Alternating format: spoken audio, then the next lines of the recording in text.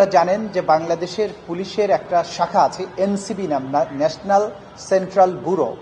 তারা ইন্টারপোলের ব্যাপারে ইন্টারপোলের red notice জারি করা বা ইন্টারপোল রিলেটেড যত অ্যাক্টিভিটিস আছে বাংলাদেশের পুলিশের পক্ষ থেকে সেটা তারা মনিটর করেন, সেটা দেখভাল করেন এবং সেই ব্যাপারে তারা দায়িত্ব পালন করেন।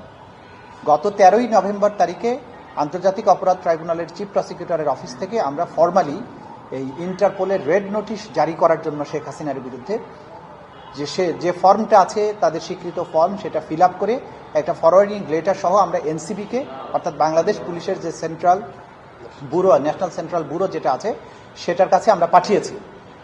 বাকি ফর্মালিটিসটা করার দায়িত্ব আমাদের এনসিবির। সুতরাং এই ইন্টারপোলের রেড নোটিশটা ইন্টারপোল কর্তৃক জারি হয়েছে কিনা সেই বিষয়টা বলার দায়িত্ব হচ্ছে আমাদের এনসিবির এবং আমাদের বাস্তবিক অর্থে ইন্সপেক্টর জেনারেল অফ পুলিশের অফিসের।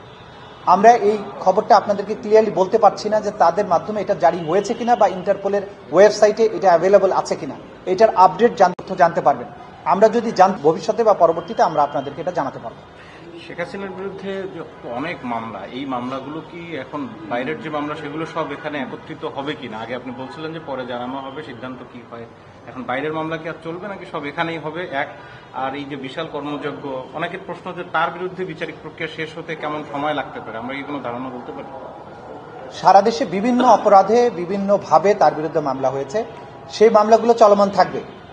আমাদের কাছে যে সমস্ত প্রাপ্ত অভিযোগ আছে তার ভিত্তিতে বিশেষ করে জুলাই আগস্টের অভ্যুত্থান চলাকালীন সময়ে হত্যাকাণ্ড সহ মানবতা বিরোধী অপরাধ এবং গত 16 বছর ধরে গুম, ক্রসফায়ারের মতো যে মানবতা বিরোধী অপরাধ, পিলখানা হত্যাকাণ্ড এবং হেফাজতে ইসলামের হত্যাকাণ্ড, হেফাজতে ইসলামের উপরে 2013 সালে যে ম্যাসাকার চালানো হয়েছিল, মোটা দাগে এই কয়েকটি বিষয়ের অভিযোগ আন্তর্জাতিক অপরাধ ট্রাইব্যুনালে এসেছে।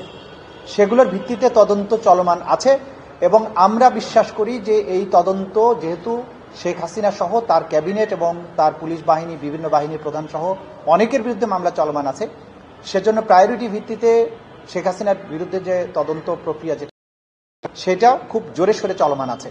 আমরা আশা করছি আগামী কয়েক মাসের মধ্যেই অন্তত শেখ হাসিনার বিরুদ্ধে যে তদন্ত আমাদের রিপোর্ট, সেটা তদন্ত সংস্থা যেটা বলেছেন তারা মনে করেন যে আশা করেন তারা 3 মাসের মধ্যে হয়তোবা তারা শেষ করতে পারবেন। এটা চূড়ান্ত কথা নয়, তারা আশা করছেন 3 মাসের মধ্যে হয়তো তারা পারবেন। তো তদন্ত রিপোর্টটা তদন্ত সংস্থা স্বাধীনভাবে করছে, সেটা আমাদের হাতে এসে পৌঁছালে তখন আমরা বলতে পারবো যে আনুষ্ঠানিক বিচার প্রক্রিয়াটা কখন শুরু হবে, কবে থেকে বিচার শুরু হবে, কখন ফর্মাল চার্জ দাখিল হবে, কখন সাক্ষী গ্রহণ শুরু হবে। আমাদের দিক থেকে আপডেট। আর দেশব্যাপী যে সমস্ত মামলা চলমান আছে সব মামলা এখানে তো একবারে নিয়ে আসা সম্ভব নয়। আমরা তো যে তদন্তটা করছি সেটা মানবতা বিরোধী অপরাধ যা কিছু উনি করেছেন বা তার সাথে যে সমস্ত পারপিট্রেটররা করেছে তাদের তদন্তের মধ্যে কিন্তু এই সমস্ত বিষয় কভার করে আসবে। এর বাইরেও ইন্ডিভিজুয়াল কোনো ঘটনার জন্য যদি মামলা হয়ে থাকে সেসব মামলা চলমান থাকবে, সেসব সব মামলার কার্যক্রমও কোনো বাধাগ্রস্ত হবে না আমাদের তদন্তের জন্য। শেখ হাসিনাকে ভারত থেকে ফিরিয়ে আনার বিষয়ে চুক্তির আলোকে কোনো পদক্ষেপ দিয়েছে? এইটার রাষ্ট্রের ব্যাপার, এই প্রশ্নের জবাব চিফ প্রসিকিউটরের অফিস দিতে পারবে না। এটা হচ্ছে যে আমাদের পক্ষ থেকে আমরা তথ্যাদি তাদের কাছে দিয়েছি এবং যে ভারতের সাথে বহিঃসমর্পণ চুক্তি যেটা আছে, অপরাধীর বহিঃসমর্পণ চুক্তি, সেই চুক্তির আলোকে ব্যবস্থা গ্রহণের সিদ্ধান্তটা সরকারকে নিতে হয়। সুতরাং সরকারের কাছে আমরা তথ্যাদি প্রেরণ করেছি। সরকার আনুষ্ঠানিকভাবে ভারতের কাছে কখন কিভাবে চাইবেন বা ইতিমধ্যে চেয়েছেন কিনা সেটা সরকার বলতে পারবেন, এটা আমাদের জানা নেই এখন পর্যন্ত। এক্সট্রাডিশনের ব্যাপারে আমরা এখন পর্যন্ত জানি না যে এটা এক্সট্রাডিশন রিকোয়েস্টটা ইতিমধ্যে করা হয়েছে কিনা। হয়তো আমরা যদি জানতে পারি তখন আপনাদের জানাতে পারবো।